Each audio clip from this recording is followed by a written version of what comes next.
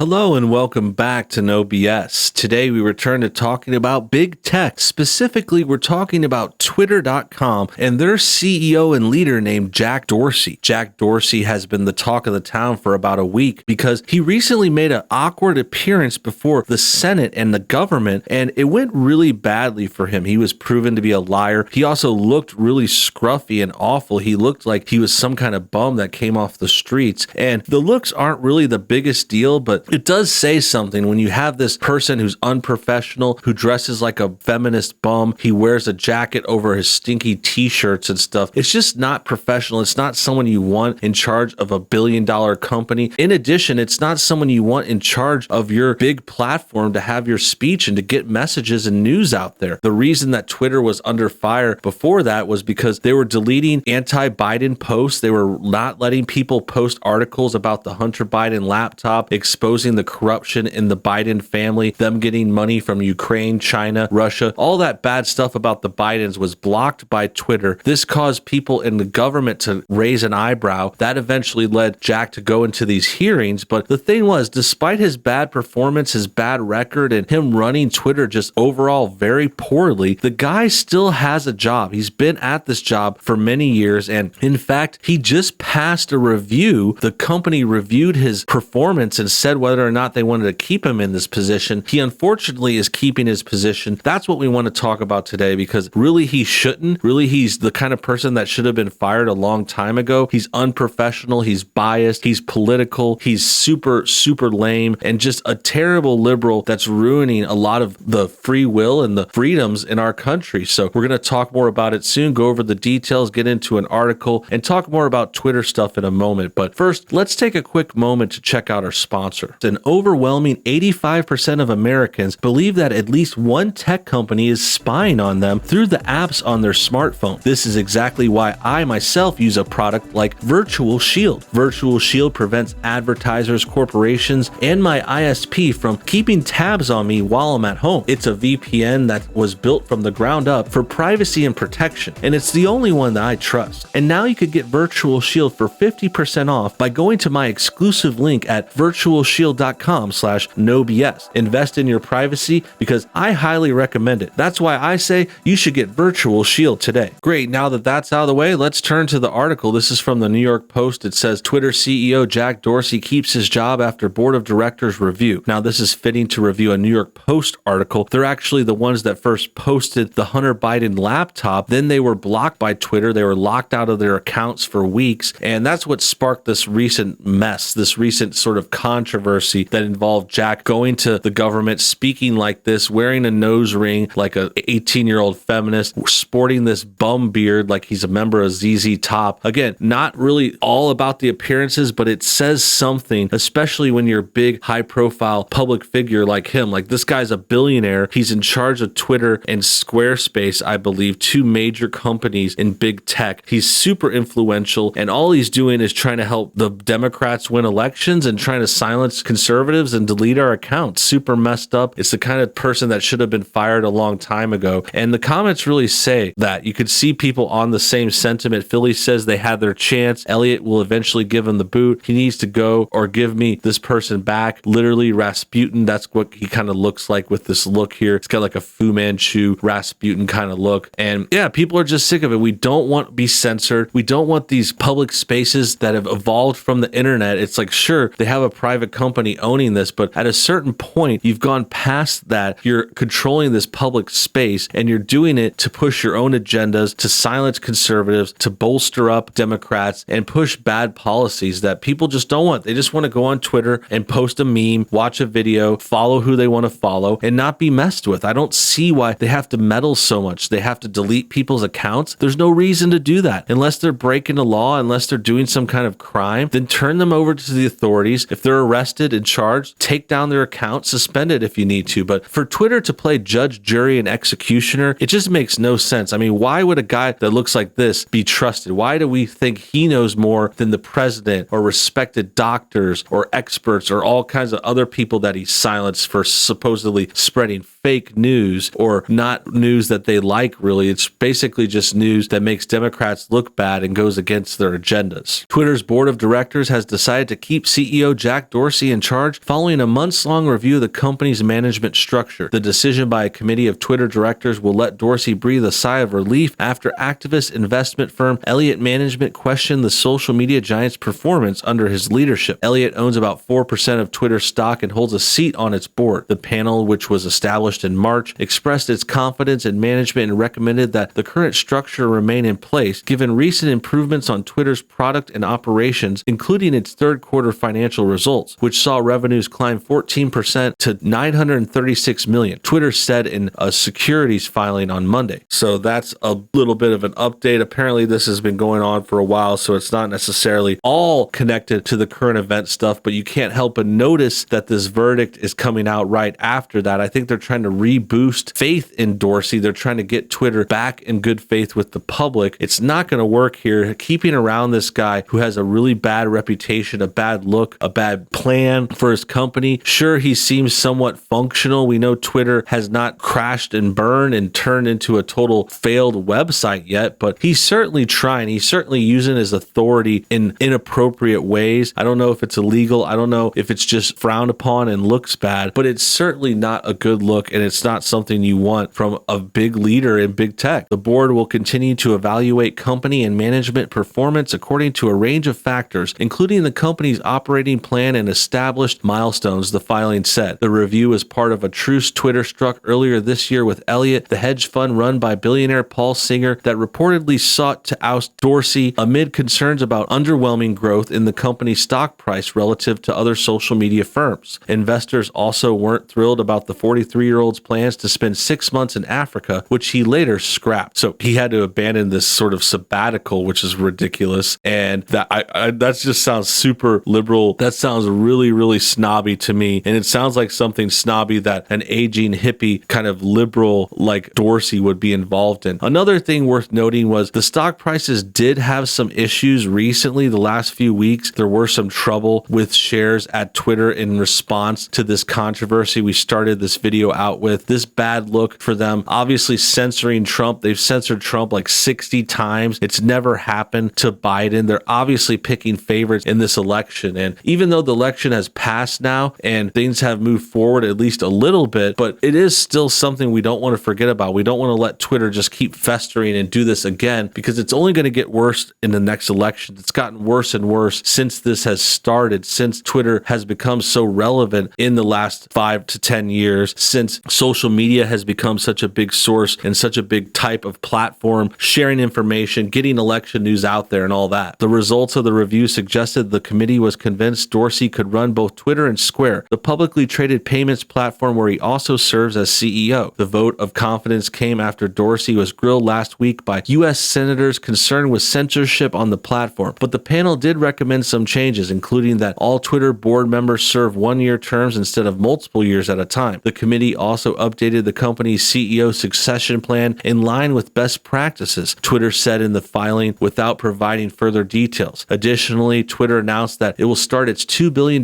share buyback program this quarter. The buybacks fueled by a $1 billion investment from tech investing giant Silver Lake Partners were another part of Twitter's deal with Elliott. Twitter shares were up 1.6% in pre-market trading Tuesday at $40 as of 8:51 a.m. So it looks like they slightly bounced back a little bit, but there was certainly a dip in response to this controversy. Now Jack Dorsey is staying in power. You could see them trying to kind of play the system and give it a more legitimate thing. They're trying to show that they have confidence in Dorsey. They also want to get their stock prices back up. This is a big play for them to kind of recover from the controversy. They just had to go to the government again and defend themselves, and it went really badly. He had bad answers for a lot of questions. He couldn't explain himself. He didn't have any excuses. Like, for example, when the laptop thing came up, they said, hey, why is the Hunter laptop thing false? Do you have any proof it doesn't exist? Like, where is the counter evidence? And they don't have it. They just say, hey, we don't like this story. They pretend it's fake news or it's something that's misinformation. They put little labels on it, but it's just them playing games, them using this platform of theirs, using their power for their own goals. They're not just unbiased kind of handlers. They're not just them watching the platform, seeing what people talk about. They're very much meddling. They're very much about seeing how they can control it, how they can warp information. They put biased things on the explore page. So you think, oh, this is really important, when it's really not. And they also ignore stories that are actually groundbreaking, that are actually breaking news, like the Biden family, their corruption, their bad deals with China, Ukraine, Russia. There's real Russia collusion in the Biden family, but the media just all wants to ignore it. And meanwhile, they investigated Trump for 4 years based on nothing, and none of those stories got censored. The Twitter didn't mark them for misinformation when that Steele dossier came out that had no